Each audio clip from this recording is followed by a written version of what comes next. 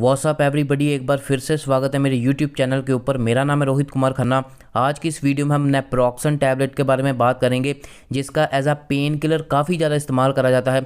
Body में कहीं भी दर्द हो रही है उसको कम करने के लिए नेप्रोक्सन टैबलेट का काफ़ी ज़्यादा इस्तेमाल करा जाता है। नेप्रोक्सन टैबलेट एक non steroidal anti inflammatory class की ड्रग है, जिसको नसेड्स भी बोला जाता है। एंड ये पेन किलर है, पेन को कम करती है। साथ ही साथ ये अगर बॉडी में इन्फ्लामेशन भी हुई है, कहीं पे स्वेलिंग हुई है, तो इन्फ्लामेशन को भी कम करती है। ये एक प्रेस्क्रिप्शन मेडिसिन है, मतलब इसको डॉक्टर की सलाह के साथ ही इस्तेमाल करना चाहिए। अगर हम इसकी टैबलेट की स्ट्रेंथ के बारे में बात करें तो 3 स्ट्रेंथ आपको मार्केट में मिल जाएगी। 250 mg की टैबलेट, 500 mg की टैबलेट एंड एक 750 mg की टैबलेट मिल जाएगी, जो कि सस्टेन्ड रिलीज होती है।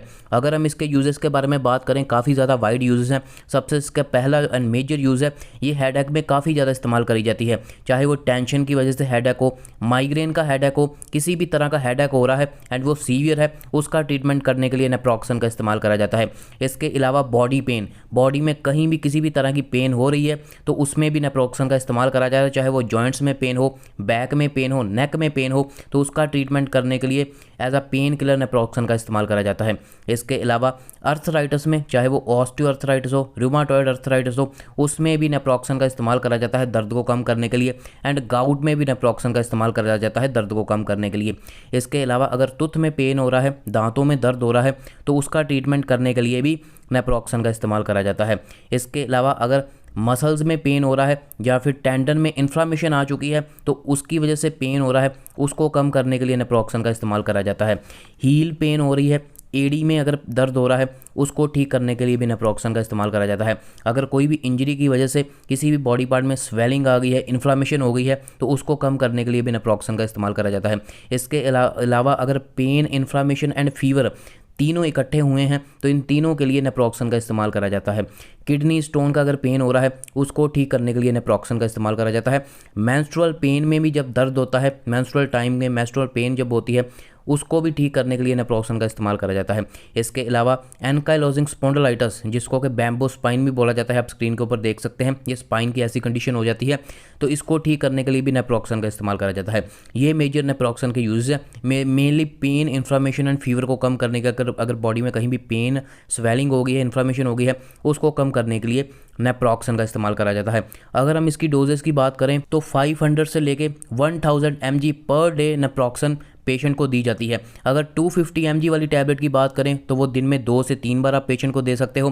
500 mg वाली टैबलेट की बात करें तो वो 2 टाइम दिन में दी जा सकती है। एंड 750 mg वाली टैबलेट की बात करें, जो कि सस्टेन रिलीज होती है, वो एक दिन में एक टैबलेट काफ़ी होती है। इसकी जो मैक्सिमम डोज है पर डे की, वो 1500 mg है। सो कंडीशन के हिसाब से आप डोज दे सकते हो। अगर हम इसके मैकेनिज्म के बारे में बात करें, कैसे ये काम करती है, कैसे ये पेन को कम करती है, सो ये कॉक्स एंजाइम को इनहिबिट कर देती है, कॉक्स एंजाइम की एक्टिविटी, जिसकी वजह से प्रोस्टाग्लैंडिन नहीं बन पाते। एंड यही prostaglandin pain and inflammation cause करते हैं। सो अगर प्रोस्टाग्लैंडिन ही नहीं बनेंगे तो पेन एंड इन्फ्लामेशन से खुद ब खुद रिलीफ मिल जाएगा पेशेंट को। अगर हम इसके कुछ पॉपुलर ब्रांड के बारे में बात करें तो नेप्रोसाइन इसका काफ़ी पॉपुलर ब्रांड है, नेप्रोसिन भी बोला जाता है इसको।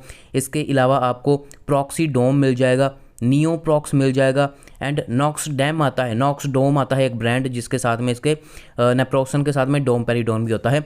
ये इसके कुछ पॉपुलर ब्रांड है। डोमपेरिडोन 10 mg इसके साथ में होता है। अगर हम इसके कुछ साइड इफेक्ट्स के बारे में बात करें, अगर साइड इफेक्ट दिखते हैं तो स्किन रैशेस हो सकते हैं, ब्लड प्रेशर को हाई कर सकता है, इनडाइजेशन की प्रॉब्लम आ सकती है, चेस्ट में जलन सा बर्निंग महसूस हो सकता है, स्टमक पेन हो सकता है, स्टमक में गैस हो सकती है, कॉन्स्टिपेशन हो सकती है। ये कुछ इसके थोड़े से साइड इफेक्ट है। अगर हम इसके कुछ वार्निंग के बारे में बात करें, अगर आपको पहले आपकी कोई भी हिस्ट्री है कि आपको non steroidal anti inflammatory medicine से एलर्जी हुई है, तब आप अपने डॉक्टर को ज़रूर बताइए। अगर आपको लिवर या फिर किडनी डिजीज़ है तब भी आप डॉक्टर को ज़रूर बताइए, उसमें ये बहुत कम इस्तेमाल करी जाती है।